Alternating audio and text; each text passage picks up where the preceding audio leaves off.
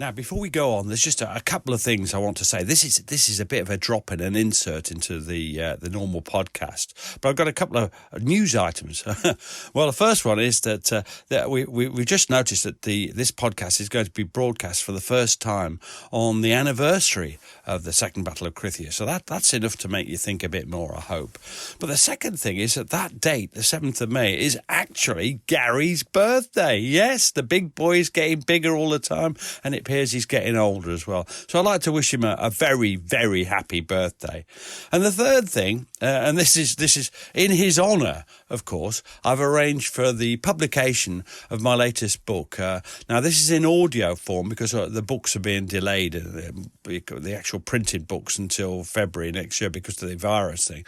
But the audio version of At Close Range, Life and Death in an Artillery Regiment, 1939 to 45, which is about the South Notts Hussars, the 107 Regiment, which we've done 3 or 4 podcasts on already, which I hope you've been enjoying. Well, this is the audio book. It doesn't have me and Gary, I'm afraid, but it has. It's read by Richard Davis, who does a cracking job of it. Roger Davis, in fact, that might be even better. See what a memory I have. Anyway, I hope you all enjoy it. You can buy it through most places. A lot of you buy it from Amazon, but please ask them to pay their taxes while they're at it. But it's an audio book. It should be great. Anyway, back to the podcast. A Living History production. I'm Peter Hart, and for the last 40 years, I've interviewed thousands of veterans about their experience of war. Join me on a journey through the pages of history. Welcome to Peter Hart's Military History. Hello, and welcome to Peter Hart's Military History.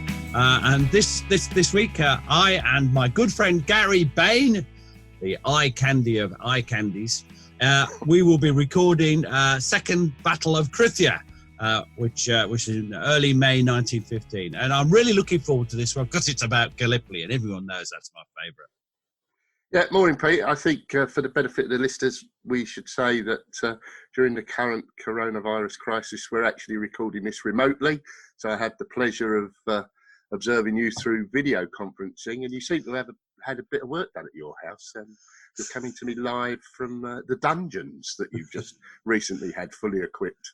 Yes. Well, you need these things. The way my children behave, you have to have some way of restraint, Yeah. That's what It's interesting. I can see your wide and varied book collection, but what stands out most, I can see Jutland by you, Fire and Movement by you.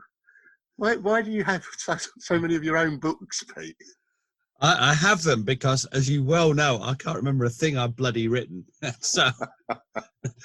thought you were the only person who actually bought them. I'm certainly one of the few to have read them. Anyway, good morning. So we're talking about the Second Battle of Krithia. So I'll kick off if I can and demonstrate my complete ignorance to begin with. What's the First Battle of Krithia? Yeah, we skipped one, haven't we? First Battle of Krithia is a sort of encounter battle on the 28th of April. What about they landed? They've taken the ground above the beaches, and then they moved forward on the 28th with the objectives, the usual objectives of taking Achibab and the rest of it. It doesn't go well. It's an encounter battle. They don't get very far forward because they guess who they encounter? The Turkish. Yes, that's right. They encounter the Turks, who shoot them, and the attack breaks down. Perhaps we'll come back and do a podcast on it in a couple of years' time. It's not a major battle, although if we do a podcast, I'll be telling them it is. And so the second battle, and then the next thing that happens is there's a massive Turkish counterattacks.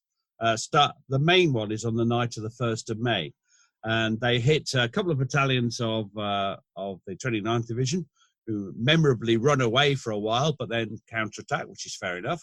And most of all, they hit the French 1st Division, which is on the right of the line. So that's next to the Dardanelles Straits, as opposed to the Adriatic on the other side, because they're advancing along a peninsula.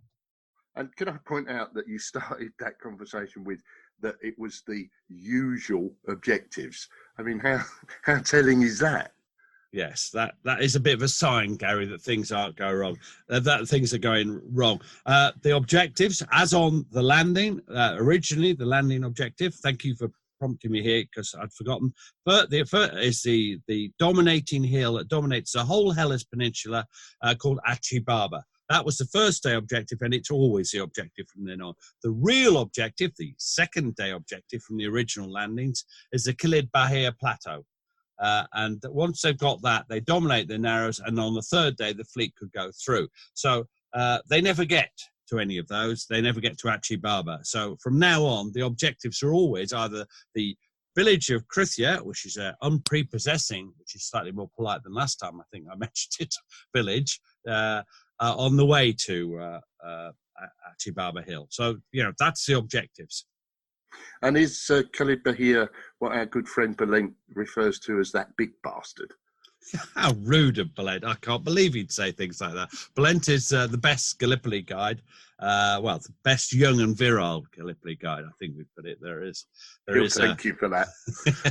There is a couple of older guides who are brilliant, but he's our guide, and we love him. Anyway, so where are we? What are we going to talk about? Second Krithia. So who planned it, first of all? Who planned the attack?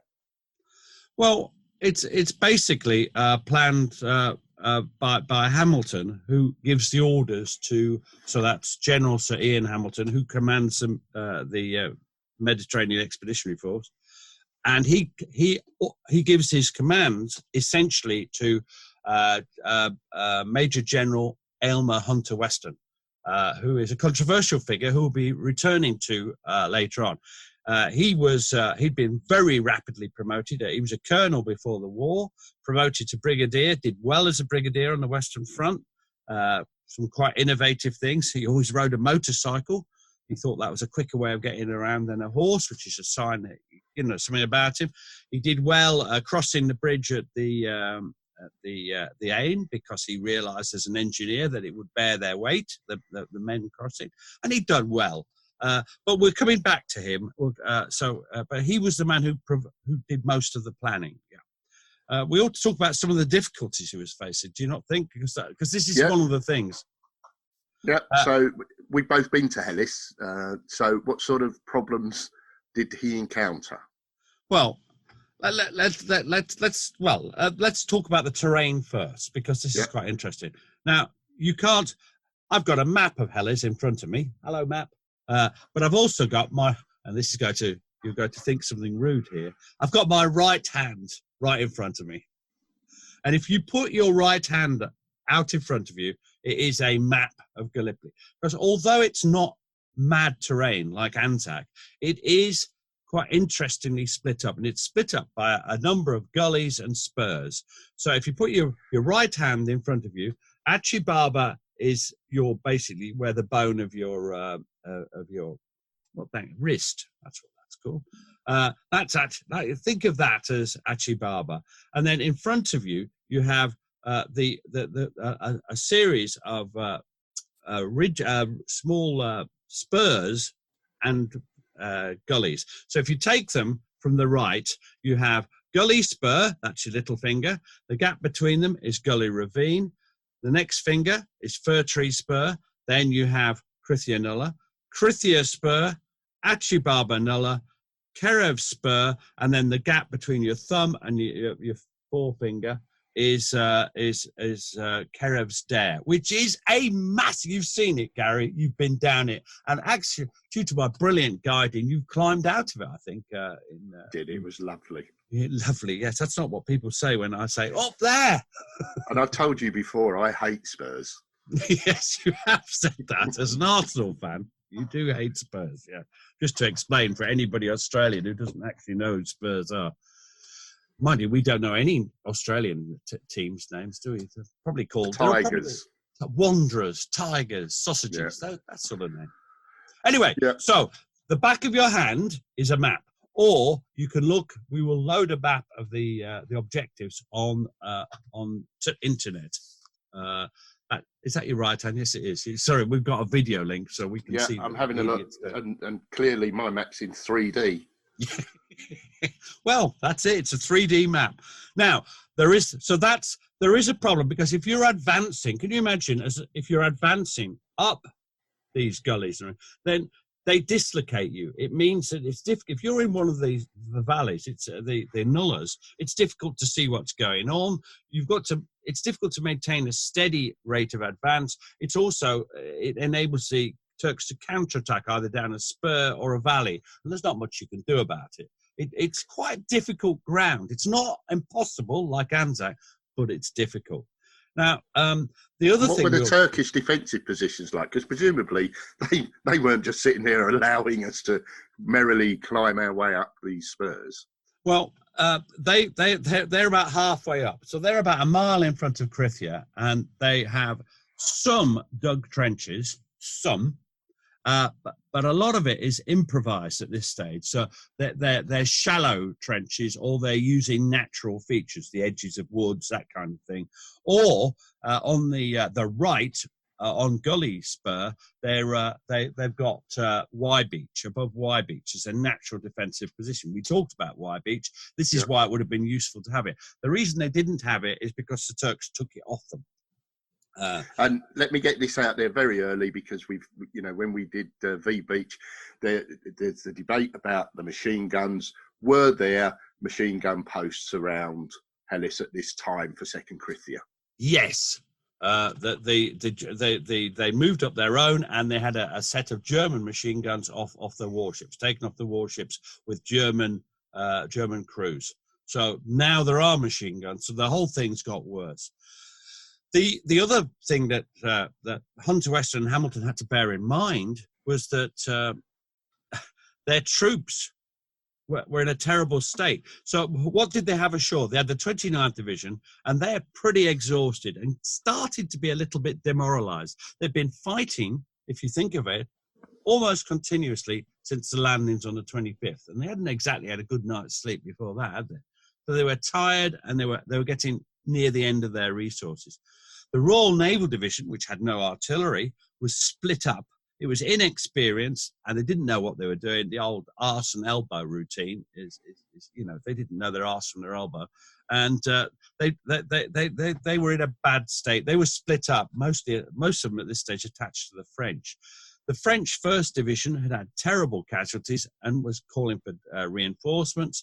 The French 2nd Division wouldn't arrive until the day of the attack, which was the 6th of May. And, the Turks had been reinforced. Instead of just having one battalion, that was all that was there on the 25th of April, they now had best part of 31 battalions, which it works out at about 20,000 frontline troops. They'd lost a lot of men in the attacks to drive us into the sea on the first night of the 1st of May. So it's all difficult. And carry on. Sorry, I just need to ask, and I'm going to phrase this delicately, but there was a very poor view of Johnny Turk, for want of a better word, and their fighting capabilities on the 25th of April. Had that view changed? The Turk was a very good soldier, and had that been realised? I think in part, they make this mistake time and time again of underestimating the Turks. The Turks are dreadful in attack. They're brave and courageous. They're a bit like we are. They just charge, shouting to Allah. We shout for God, whichever God, they shout for Allah.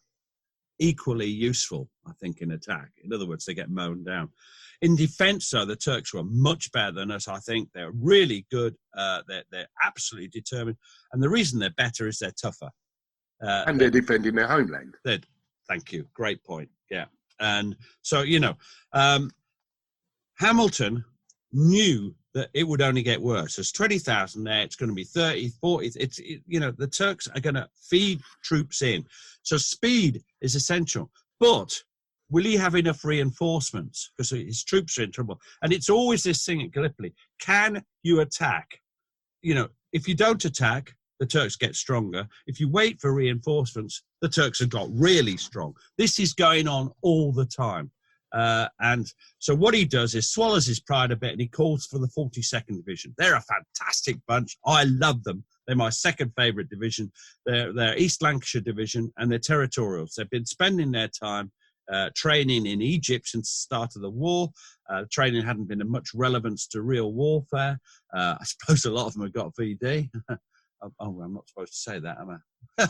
Oh, well. Too late. But too late. It's gone. The moment's passed. The punters won't remember I said that, will they? When I say punters, it is free. So, they were being sent in. So the 125th Brigade, which is part 42nd Division, would arrive on the first day of the Second Battle of Krithia, which is 6th of May. Now, Kitchener had made it very clear that Gallipoli was to be conducted with minimum forces, and here's Hamilton very early on asking for reinforcements. Absolutely, and he'd already asked for the Indians as well, a brigade of Indians.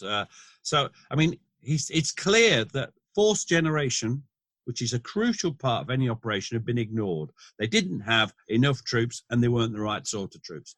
That's because the best troops are on the Western Front, as well they should be. Anyway, one thing I've got a nice quote from a chap called Lieutenant George Horridge from the 1st 5th Lancashire Fusiliers, and it's a lovely quote. I love George Horridge. He was I turned up to interview him. When I interviewed him, I was young and foolish then. I'd been out drinking in Liverpool till the early hours. Arrived at Bury, where he lived. You know, his house was, I think, Lake Hill, Bury, and he said, "Hello, young man." He looked at me. He said, "I know what you need." He recognised I got a hangover. He gave me a glass of that yellow liqueur. What's it called? Avocado or something. Anyway, it was horrible. You chew it. Advocar. You chew it. And I remember drinking this, and hair of the dog doesn't work for me. I just felt worse. Anyway, he said this. On arrival off, I can't do the accent, but on arrival off Cape Helles in daylight, it dawned on one more forcible that this was it. Everyone wonders what will happen when one actually arrives at the war. Will it be horrible? Will one be afraid? Will one be able to carry out one's duty? Will one be killed or maimed, or perhaps only mildly wounded? And that's what's in every soldier's mind before a battle. We've had this before.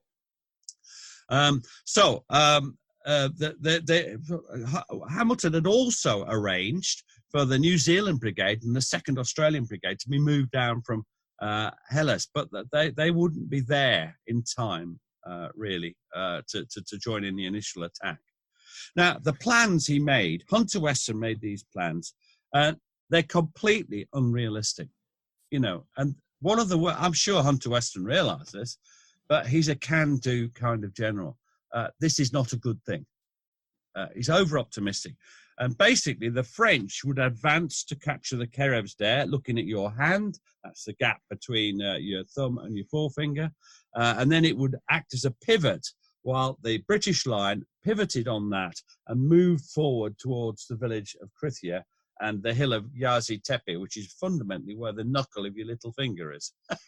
And I think the role of the RMD was to actually be that pivot on the day, wasn't it? They were the pivot between the French, yeah. Well, yeah, that's it. Now, just for the benefit of the listeners, this is over the 6th, 7th, and 8th of May, ultimately, isn't it? Yeah. First day, well, it's meant to be one day. It's meant to be the 6th, and they're meant to take Krithia, and then next day take Achibaba, and then day after take Gallipoli, and then the fleet goes through, etc. Tea and buttered scones for everybody. Now, the one problem is they still don't know. There's two more problems. They don't know where the Turkish positions are, so it's an advance to contact, which is the worst sort of battle in my view. It's arguable attacking sometimes when the trenches are really good, but if you don't know where they are, it's a painful business. And we also still had very few guns ashore, and naval gunfire is largely ineffective, especially if people are in the gullies. And because I know that you like doing this so much, who was in command of the French? Damard. You can say that one. Yeah, I can say that. I've got this first name, General Damard, who'd worked well with us in France, who'd been appointed. And he did work pretty well with Hunter Weston, Hamilton. And he would need to, given that plan. You know, the communication with the French is going to be essential. Yep, they've got to advance up Kerev Spur, which is your forefinger, and then take and capture the Kerev's there gully, and well, it's basically take the high ground to your knuckle on your forefinger. Now they start to bombard. They're going to attack at 11, all along the line, no subtlety. They're going to attack at 11, and the bombardment starts at 10:30. Now, everybody's late starting off because the orders haven't got through properly. Now, I'm going to read a French quote first because do you know what? I think it's important, that we reference and look at the French. And this is Lieutenant Henry Fuel, 52nd Battery, 30th Regiment. And he says this: in perfect order, our troops shook themselves out and set out to climb up the long spur that separated them from their enemies. They advanced us on exercise. Our brave troops, no gaps in the ranks, punctuated by flashes of bayonets and the blue glint of rifles reflecting the rays of the midday sun. You would think they were on a training ground.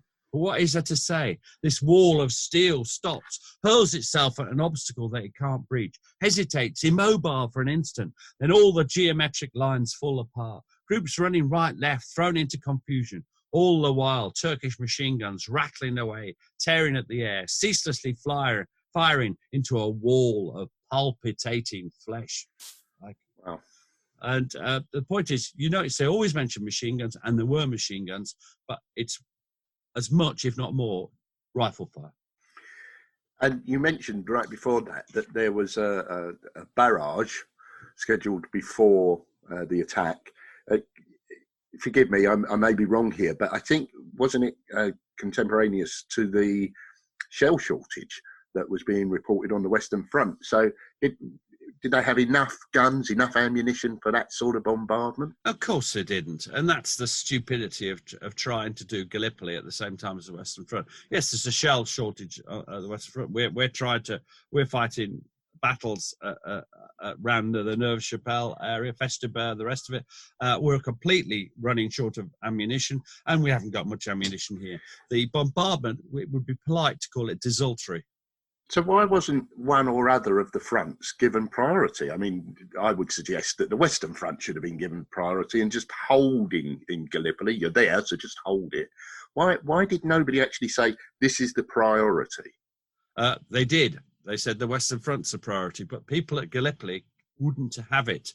And this goes on for the rest of the campaign, in particular Hamilton. People always blame Hunter Weston, but in my view, and I like Hamilton actually as a person, whereas nobody likes Hunter Weston as a person, but Hamilton is the one who's just sees only opportunities and doesn't see the difficulties. He always thinks that, just give me another division, 2 divisions, and I'll do the job. Anyway, so the French make some ground on the right, going up Care of Spur, but not in the end that much ground. And on their right, the Hood Battalion, part of the 2nd Naval Brigade, which is attached to, it's a sort of composite brigade, which is attached to the French. They're not meant to really move, but they do. And here Joe Murray takes up the story. Now, Joe, Joe Murray. I've been obsessed with him all my life. I read his book. It's here next to me. Gallipoli as I saw it when I was about 11. I was a strange child. You were going to say something there. Yes. And then I had the pleasure of interviewing him in about 1983-4, and he did sort of 21 hours. And you can hear all of it on the Imperial War Museum website. Anyway, Joe Murray said in his impenetrable Geordie accent, he spoke very fast. He's advancing towards places we've been, so the White House, the Brown House. And he's advancing along Achibaba Nulla, which is the gully to the... just to the, effectively north, but it's between your first and second finger in your map that I've created for you. He said, and Murray said this, there's no sign of the French. They early on lost touch with the French. It was a beautiful morning. We got to a farmhouse, what was left of them, knocked about but serviceable. We were lying alongside the corner of a vineyard, a bush hedge, 3 or 4 foot high, a little ditch on the side. There's a big gap about 12 foot wide. We had to rush along the front of the house and go through this gap. Only 4 people got through. We had to climb over the dead and the wounded. We got about 10 yards in front and down we went. They didn't know where the enemy was. This is me, not him. It's all me, but you know what I mean.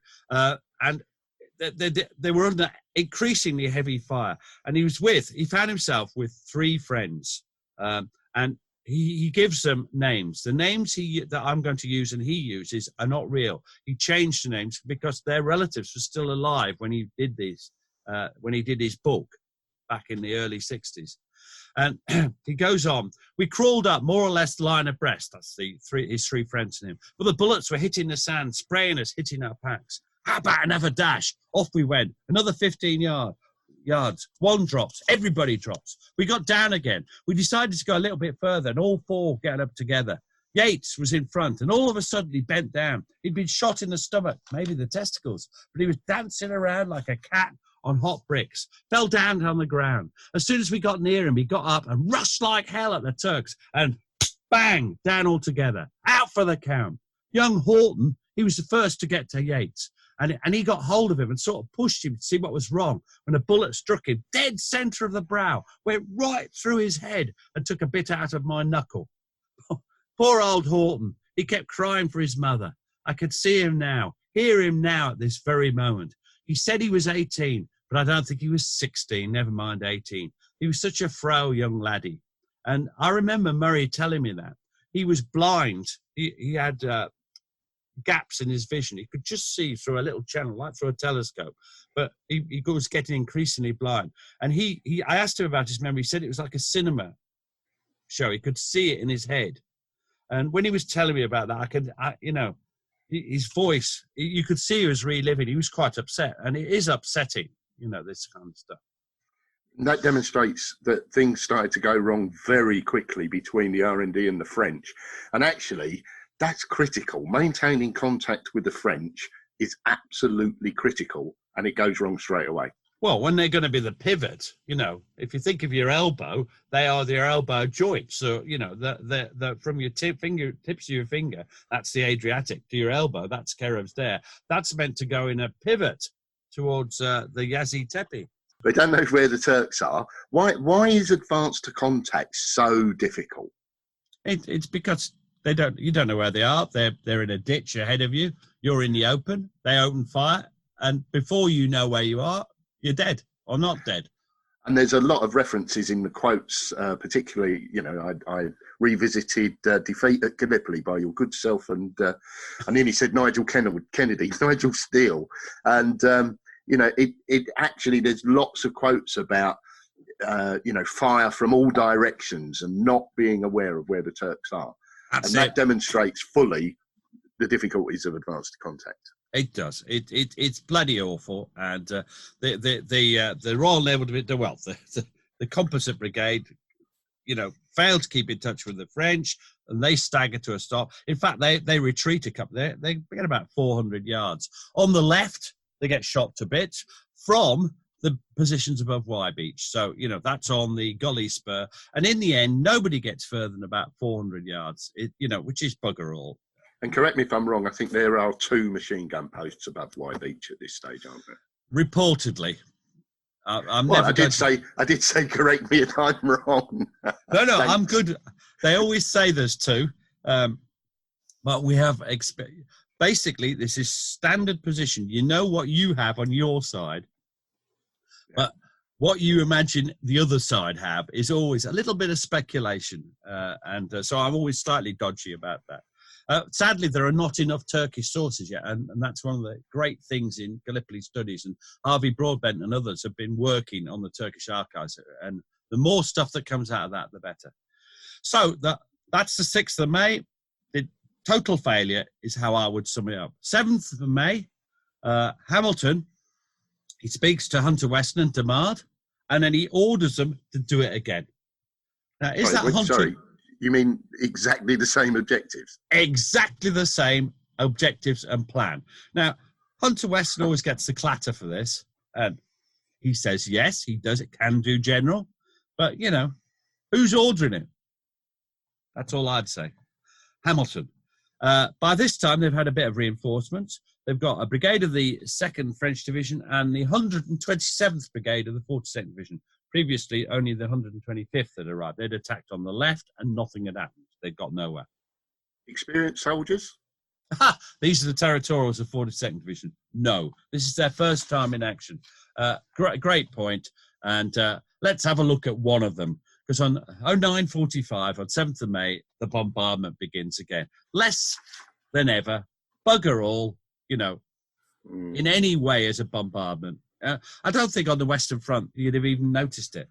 And let's go to Lieutenant Horridge, George Horridge, and he's advancing on Gully Spur. That is your little finger in our map of Gallipoli, your hand in front of you. And he says this: "We were told we would advance by platoons in extended order. I was the last platoon but one in the advance. As the distance between Gully Ravine and the sea is some 300 yards. I think it's a bit more than that, but there you are. I had to extend my platoon in 2 lines, 30 men in each line at 10 paces interval.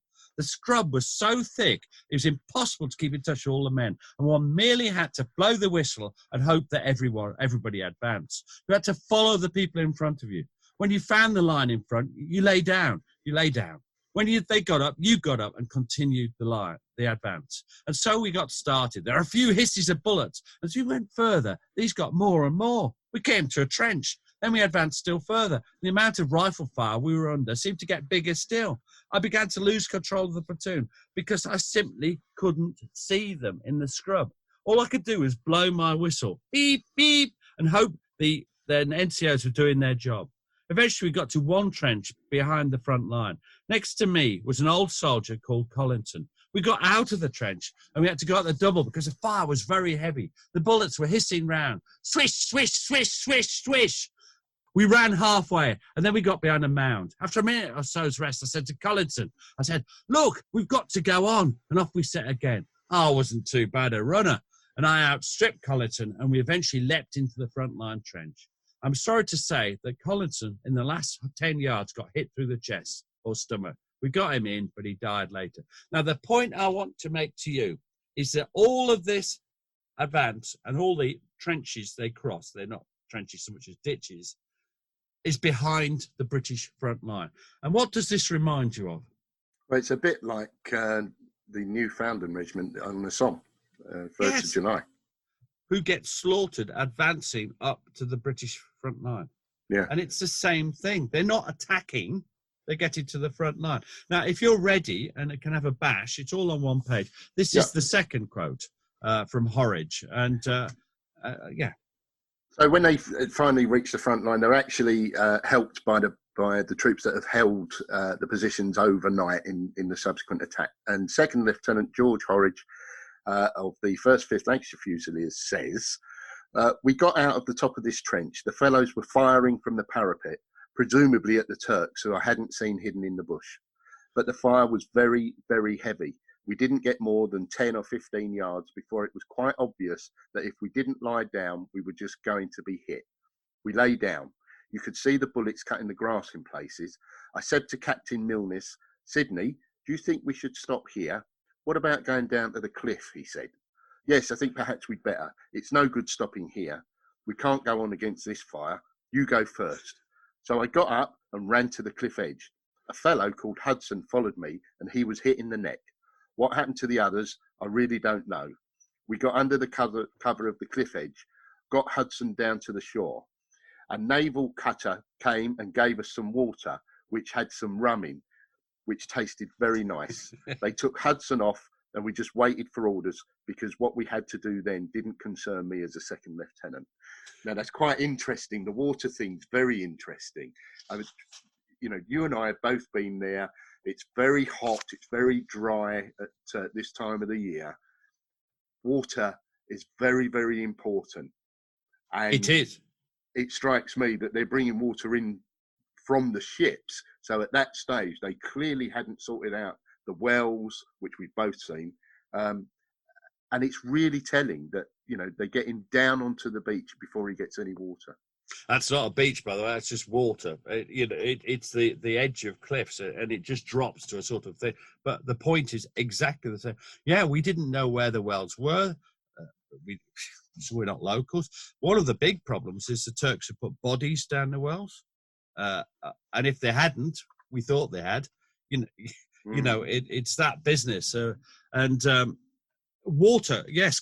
I mean, we have, when we go for a walk, we have a 4-bottle walk, a 2-bottle walk, a 6-bottle walk, and then the legendary boot walk, which is an 8-bottle walk, and you probably still run out. But these people had more like 1 bottle per day. These are the little, bubbles. Anyway, this is Horridge's quote, which I think gives an idea of what had happened and why advanced contact in scrub and rough ground is difficult. He said this: my platoon had stopped at various places on the way, some at the trenches, some hadn't gone forward. I just didn't know where any of them were. When the battalion was eventually formed up in the dark to go back to the back, of course, they all began to appear. I thought they must have got hurt, killed or injured. It turned out in the end I'd lost 3 killed and 3 wounded out of 60, which is, after all, decimation. And that's interesting because he used decimation in the proper term, i.e. 1 in 10, as opposed to the, they were all slaughtered, they were decimated. He's using it in the Roman sense of 1 in 10. Now, the rest of the line we're not going to deal with. It's all the same. There's hardly any advance at all. 200 yards at most, really. And that was, funnily enough, towards on the left, where they make some progress moving towards the top of Y Beach, which, it's a ravine. That's all they make. And do you know what? After the war, the Turks don't even know that that's a general attack, do they? No, it's, you try your best. You attack them all day that day, and the Turks don't really notice. And that, I think, sums up the fighting on that day. And so what do you think Hamilton does now? I'm slightly concerned here because I know that it's over 3 days. So he has another go, presumably. And that's it. I mean, it's very difficult for Hamilton. I mean, you've got to look at his difficulties. They've got hardly any artillery ammunition. They gather what they've got for one last effort. They still haven't reached the Turkish forward posts, never mind whatever the main defence line was, which we're always vague as to where it is. The Turks had got another 2 days of digging behind them because we hadn't really involved many of their troops, so a lot of them were just digging the main trenches. It was getting worse and worse on the French front. Because, where the Turks were digging redoubts all along Kerev Spur. And we've been to some of them, the Quadrilateral, the Haricot, and then there's another, I've forgotten the name of the other one because I've got no memory. But it's getting worse and worse and worse. But Hamilton still manages to convince himself that it's worth another effort. I think this is criminal myself. But on the other hand, look at what else could he do? Evacuate? Give up? What else could he do? What do you think he should have done? What could he have done? Well, I personally think there was an argument for evacuation prior to Second Krithia. It's a personal view. They had plenty of artillery there. They had 105 guns and 12 heavies, I think, amongst them. Just no ammunition. And I agree with you. I think it's bordering on criminal at this point to continue to waste lives for no discernible gain at all. But on the other hand, they'd have lost all the guns. Because remember, they wouldn't have been able to do the evacuation as they did in December and January. They'd have lost most of their guns. It would have been a crippling defeat against Muslim power. How would that affect India and Egypt? I mean, they never even thought of evacuation. They'd thought of it on the first night at Anzac, but since then, it's never been mentioned. But, realistically, I mean, this was probably their best chance before Second Krithia to get away with it. But no, first day of Second Krithia, second day of Second Krithia, it's a bit of a tongue twister. And now the third day of Second Krithia. And the ammunition diminishing all the time, of course. Well, they decide to fire off pretty well everything they've got in support of these two. Well, there's basically 2 attacks, 2 attacks on this day.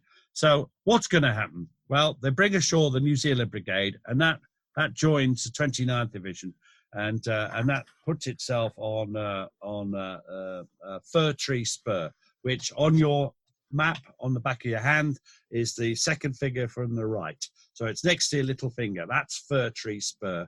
There's Gully Ravine to the left of it as you advance forward, and Krithia Nulla to the right of it. And what else is happening? The Second Australian Brigade are moving up behind the Composite Naval Brigade, and they're basically on Krithia Spur, which is your big finger, your third finger. And the French are involved all the time, yes? The we've French not mentioned the French for a while. Well, we haven't. I mean, they're just attacking and having a lot of trouble. Hamilton thinks he thinks they're on the high ground above Kerevsdare, but they're not. So he orders them to consolidate, and they're just meant to push across Kerevsdare. Well, they haven't even got to Kerevsdare, so that's nonsense. The main thrust of the advance is poor old 29th Division. They're going to attempt once more this wheeling, same wheel, pivoting on the French, at high ground above Kerevsdare, pivoted across to Yezid-Tepe, and then that would be the first day. Second day, take Achibaba. Third day, Kilid Bahir. And as usual, fleet go through. And this time, I think we'll have beer and Skittles. It's the same plan, except for they were not having crumpets. They're going to have beer this time. It's farcical, in my view, as a plan. And how are they communicating these plans? There's not a lot of time between the 6th and the 7th and the 7th to the 8th of May. I know I'm stating the obvious there, but how are they getting these plans communicated to the people on the ground? The staff work is abysmal. I'm not sure it's anyone's fault. There's a shortage of trained staff officers. They'd all rushed off to join their units at the start of the war. This is only early in 15, so they haven't really got a new supply of staff officers. And this, of course, is a second campaign. This is, so the Western Front has priority. So Hamilton... So Hunter Weston gives his a warning order to 25 past 11 on the night of 7th of May. But that's only a warning order. But warning what? The formal written orders are issued by 29th Division, his divisional headquarters, 2 hours before the planned attack, so 8:30 in the morning of the 8th. If you look at, say, the New Zealand Brigade, who are now going to attack on Fir Tree Spur, Colonel Francis Johnson doesn't even confer with the battalion commanders till 9 o'clock. And by the time his 4 commanding officers got back to their battalions, the bombardment has already started. So what time for planning do you think that gives them? Well, none at all. That's just ridiculous. So 15-minute bombardment. What damage do you think that did to Turkish positions when we don't know where they are? I think the big clue there is we don't know where they are. So the question is, what are you actually firing at? You're just firing into ground, are you, basically? Yeah, I mean, you'll hit something occasionally, but, So 10:30, over the top again. Now I'm going to concentrate on the New Zealanders this time, because the tale of their attacks on Fir Tree Spur on the 8th is quite dramatic. And Private Cecil Malthus, he wrote a good book, and he's with the Canterbury Battalion. Guess where they came from? New Zealand. Curses. I was hopefully going to... Yes. And he says this. They get the order. New Zealanders prepare to advance. Where on earth were the enemy? And what were our objectives? Look at that, Gary. Do you see what I mean? They've got like the slightest bloody clue what they're doing. Hastily, we threw off our packs. Were they ready? No. And piled them in heaps, which were promptly looted by the Irishmen. That's the Irishmen of 29th Division. And a slur on those gallant gentlemen, I'm sure. It was only in the act of springing over the parapet that we're told of another line of British still lying 100 yards ahead of us. Same thing. Sometimes you wonder how many times these things can be repeated in one bloody campaign. We sprinted the distance, all abreast in fine style, and thanks to our Spartans, it was only in the last few yards that the enemy woke up and loosed his fire. The tragedy of it was that from that moment he remained awake. In other words, they knew that they were going to emerge from this front line and attack them, and we were left with the certainty in our next advance of having to face a living stream of lead. The real attack, it's time. They go over again at 10:30. That's when they make their real attack, because that's just advancing to the front line. So, are you going to be Cecil Malthus this time? Yes. So, and I want you to. It goes over the page. Yeah, I want you to think about the language here and some of the images that Cecil Malthus is painting, because I did read this very quickly while you were speaking, and it's really quite telling. So, Private Cecil Malthus, Canterbury Battalion, New Zealand Brigade. For 200 yards we sprinted, thinking oddly how beautiful the poppies and daisies were. Then, from sheer exhaustion, we rushed to ground in a slight depression and lay there panting. Now the storm was let loose and increased every moment in fury until a splashing, spurting shower of lead was falling like rain on a pond. Hugging the ground in frantic terror, We began to dig blindly with our puny entrenching tools, but soon the 4 men nearest me were lying, one dead, 2 with broken legs, and the other badly wounded in the shoulder. A sledgehammer blow on the foot made me turn with a feeling of positive relief that I had met my fate, but it was a mere graze and hardly bled. Another bullet passed through my coat, and a third ripped along 2 feet of my rifle sling. Then the wounded man on my right got a bullet through the head that ended his troubles. And still, without remission, the air was full of hissing bullets and screaming shells. Well, it sounds terrible. It's awful. I mean, you know, as we've said before, there's a place for humour, and this isn't it. You can imagine the frantic attempts to just, you know, dig a little scrape, because you haven't got to dig a big trench to get below, you know, the danger. And you can imagine they're frantically trying to dig a little into the ground. And we've both seen those entrenching tools and how useless they are. I mean, they're just little small mixed combined shovel and mini pick. But they're only tiny. They're very difficult. So they dig some shallow pits and get some, you know, as you say. Well, that would be some relief, I think, from the shells and the bullets that are flying around. Now, again, they make about 200 yards gains and 100 yards in places. But by now they start to get this thing. They're not level. So across the gully ravine, that's the immediately to their left. Wow. They haven't got as far, so they're getting fired at from the flank. So they're not just getting fired at from the front, they're getting fired at from the flank as well. And it's clear the attack has failed.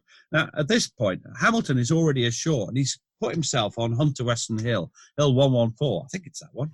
I had a sudden moment of doubt. And he was watching the battle there, and now he intervenes. Now, Hamilton is one of those generals who think an army is like a bullet fired from a gun. You point it, you give it directions, but then after that, it carries its, you know, it's under the command of the people, you know. But he intervenes and orders another attack. Sorry, I know I laughed, but it's not funny. And well, you're laughing because of how ludicrous it is, because it is ludicrous. I think it's ludicrous. You know, try. If at first you don't succeed, try again. This is a 4th try because it's two in the last day. He's going to order an attack. He orders the attack at 1600 for an attack at 1730. Now that gives it exactly an hour and a half to organise it. Well, I'm sure that was. They were going to fire every bit of ammunition they could spare for 15 minutes. I'm sorry I'm laughing, but, you know. And the 87th Brigade would attack again up Gully Spur. That's on the right. That's the one between the sea and Gully Ravine. The New Zealand Brigade was to try again and attack up Fir Tree Spur, and they would capture Krithia, would they? Buggery. The 2nd Australian Brigade was to advance from its reserve position and up Krithia Spur, which is your middle finger, as far as, you know, right up as far as possible towards Krithia. The French were to renew their attack of Kerev Spur, and I'm speechless, which is a blessing, but not so good in a podcast, I suspect. Incredibly ambitious. At 17:15 in the evening, it's going to get dark. That is incredibly ambitious. It's wish fulfillment, something. Now, we've got a quote. I think you could be Private Frank Brent because he's a character. Can you do an Australian accent? Nope. No. I won't even attempt it. So who are you? I'm Private Frank Brent of the 6th Victoria Battalion, 2nd Brigade, Australian Division. It was indescribable. The noise, the dust, you just couldn't hear each other speak. That went on for about a quarter of an hour. Then everything was as silent as the blessed grave, and that was the time we had to hop out. The barrage had been so heavy that we thought, well, this is going to be a cakewalk. There's nothing to stop us. Now, I want to make one point very clear. That is because he is totally inexperienced at being at artillery fire and what a bombardment is like. This, you could say, you weren't there, Pete. Well, I wasn't there. that I've heard from that there's a lot of other people talk about this bombardment. And yes, it was the biggest bombardment so far. On the Western Front, it wouldn't have counted for anything. And indeed, when troops from Gallipoli went to the Western Front, they went, I nearly said a rude word, they couldn't believe it. And presumably the Navy were lending support as well. As best they could, but flat trajectory. They can only, and same problem. Where are the Turks in? We don't know where they are really. So, it's they're trying. Now, 1730, they go over the top. 87th Brigade fail, just can't get anywhere attacking towards Y Beach. They just go anywhere. Gully Ravine, New Zealanders have another go. Canterbury Battalion have another go. And Captain Frank Gresson, he'd been in reserve. He'd been in a reserve company. And he gives this just standard attack. How many times do we have to hear this sort of a thing? I had covered about 75 yards at my top speed when my legs suddenly went from under me, as if struck by a hammer. And I fell over and lay still among the daisies. After a few seconds, perceiving that I was not dead, but had merely been shot through both legs. I raised my head cautiously and looked about me. The ground all round me was plentifully dotted with khaki-clad figures, for the most part ominously still, though here and there was to be seen one endeavouring to crawl to the trenches in front.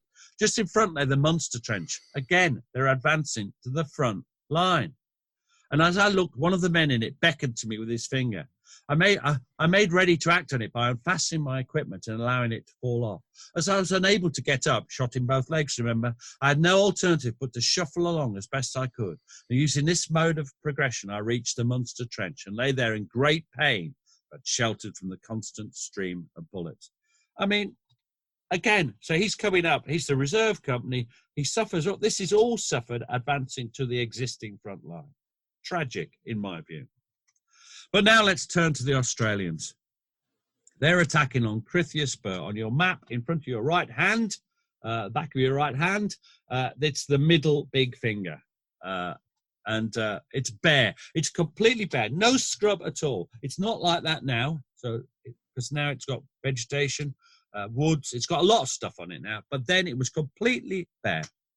And all the mistakes are made again. No coherent planning, no organisation. They're advancing under fire before they even get to the front line, and it's just the same. And can you do Frank Brent? You did him so well last time. Can you do this one?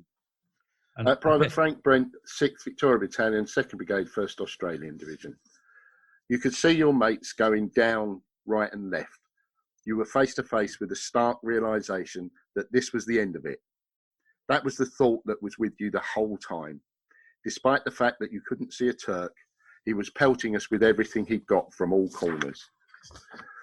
The marvel to me was how the dickens he was able to do it after the barrage that had fallen on him. I copped my packet, and as I lay down, I said, "Thank Christ for that." I think that was a recording done for the BBC Great War series, the original where that quote came from. And I think that's powerful. I think it's powerful. And when you think how scared people must have been, when you see how scared people are of the coronavirus, and with good reason, but you see that kills the death. We may or may not die of it, but the point is, these people are facing imminent death. Then that second, that minute, and almost no way out. And I think when you see how cowardly we are now, you just think, how did these people do it?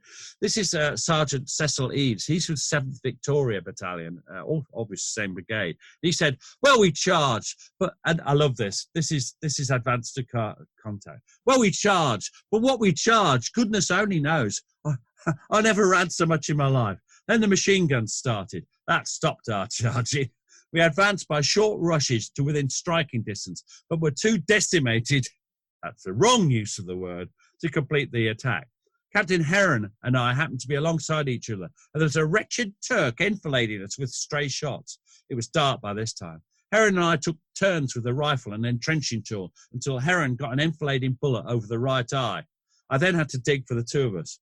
We got down to cover without any further mishap. Why the Turks never counterattacked that night and wiped a lot of us out, God alone knows. Think of it, a little band of men, not more than 300, struck right out in front of the army with nothing to the right or left.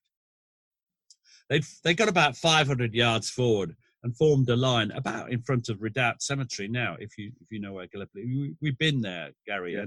and I know Matt McLachlan. I do apologise, Matt. Takes tours there, and he's got a wonderful piece, or he used to have a wonderful talk about the whole Australian thing on the internet, which is worth looking at. So they consolidate that charge. I saw the charge of the Light Brigade the other day. It was on telly, and we've got a bit more time on our hands than usual. And I think it's a pretty dreadful film in some ways. Lots of tight trousers, I noticed. But this charge up Krithia Spur lasts longer, and they sustain more casualties than they ever lost in the charge of the Light Brigade. 1,000 of the Second Brigade or Second Australian Brigade's 2,000 men were casualties. That's 50% casualties. It's awful. And now, do you know what? The Turkish main battle positions start to be in sight, 500 yards ahead. Roughly, where the Krithia Nulla bifurcates. Well, is that the right word? I think it is. On the right, the French have captured they capture La Redoubt Boucher. But in front of them, there's still the Haricot and the Quadrilateral. They're nowhere near Kerevster, and the battle's over. In 3 days, the Allies have lost 6,500 men, and the maximum gain is just about 600 yards. Do you think it's worth it? No. And what more is there to say? Next day, 9th of May, is the time for people to think. And do you think the Allied positions had improved? No, I mean, we have the advantage. We've been there. We've seen the terrain. And in some cases, I would argue it's actually worse because they're more exposed now. We've been to the Quadrilateral, both cleared and uncleared. And, the French there would have been completely exposed to artillery. So, no, I don't think it's improved at all. Yeah, the Quadrilateral and I mean, they're not as developed as would be. The Quadrilateral and the Haricot, they said it was the shape of a haricot bean. No idea where they got that idea. It's a baked bean. Those Quadrilaterals still lay ahead of them. And they're directing machine gun fire, rifle fire. If you're on the Kerev Spur, you're being fired at not only from them, but from the artillery, as you mentioned, but also from artillery to their right. Because, of course, the French have the Turkish batteries the other side of the strait. We were very kind to the French, weren't we? Yeah, have the position of honour, lads. You have the right of the line, the position of honour. You might find there's a bit, because there's all the Turkish batteries firing at them from across the straits. So Ian Hamilton writes back to Kitchener, and I can imagine it. You almost feel like Dear Dad, because he has a very obsequious relationship. Sort of, Dear Dad, he doesn't really say Dear Dad, but he says, the result of the operation has been failure, as my objective remains unachieved. The fortifications and their machine guns were too scientific and too strongly held to be rushed, although I had every available man in today. So you mean everybody was put to the task. He says, our troops have done all that flesh and blood can do against semi-permanent works, and they are not able to carry them. More and more munitions will be needed to do so. I fear that this is a very unpalatable conclusion, but I could see no way out of it. Kitchener was disappointed. What did you say Kitchener said about the whole expedition? Well, he said that, it should be done with minimum forces. Why didn't he sack him? At this point, why didn't he sack Sir Ian Hamilton? He'd failed. And not only had he failed, he'd overcommitted and he'd gone against it.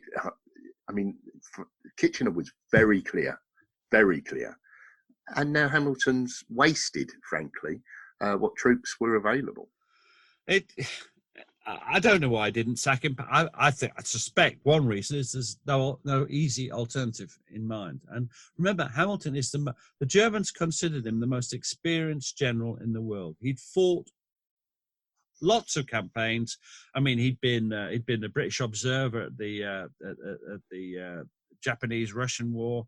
He'd been in the Boer War. He'd been in the wars against the Zulus. He'd been in wars against everybody. He's always fighting people, and he But guess what? 24 hours later, Hamilton's optimistic again, and this is why I don't like him. It's all wish fulfillment.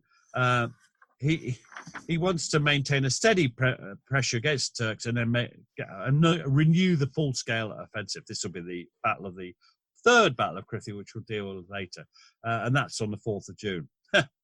And he says, if 2 fresh divisions organised as a corps could be spared me, I could push on from this end and from Gabatepe with good prospect of success. Otherwise, I'm afraid it will degenerate into trench warfare with its resultant slowness.